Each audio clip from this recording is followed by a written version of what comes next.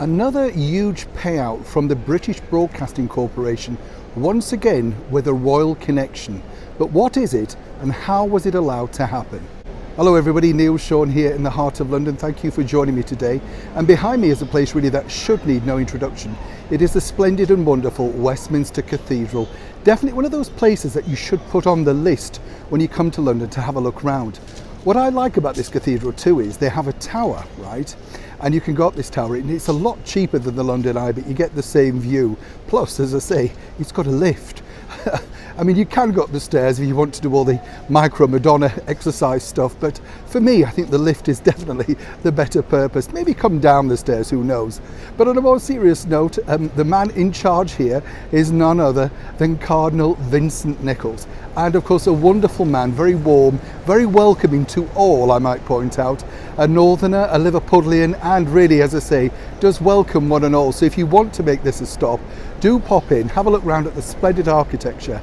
And as I say, take a trip up to the tower. Wonderful views from there, honestly, absolutely wonderful. But back as ever to your royal story of the day. Well, a big story basically breaking out of London today is once again the BBC is in the headlines for all the wrong reasons, and of course it does centre around that now, well, dire interview that one-time journalist Martin Bashir undertook all those years ago with the late and wonderful Princess Diana.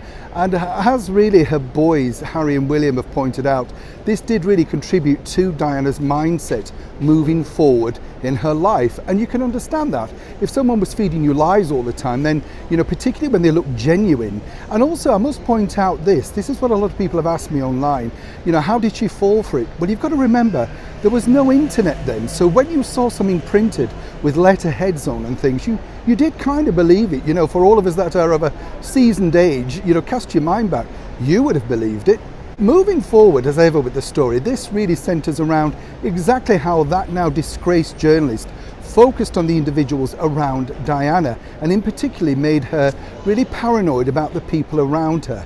This particular lady is, of course, the former nanny to William and Harry, Tiggy legge-bourke, who was a lovely lady, met her, and very warm, very friendly, and really what should have been a very close and, well, kind of kind friendship between Diana and Tiggy really turned out to be one of a battle, simply because of the misinformation that Mr. Bashir fed to her. Now, you know, this is incredible. When you think about it, the Met Police have decided that they're not going to investigate Mr. Bashir as a main case. Hard to believe when you think of all the evidence that's stacked up against him. But the BBC, of course, have no problem dishing out your money to make sure that, well, they look at least in the clear. We're talking about a six-figure sum, which rightly should be paid to Miss Legge-bourke, who now goes under another name and runs a splendid B&B down in Wales. But what I think is strange about this is the fact that the BBC had decided to pay out to this particular lady says everything you need to know about why the case should have been made a legal case. Now, William and Harry have yet to, of course, speak on their behalf about this particular situation. What they have said in the past is that it really did contribute to the fact that Diana's mindset was changed forever.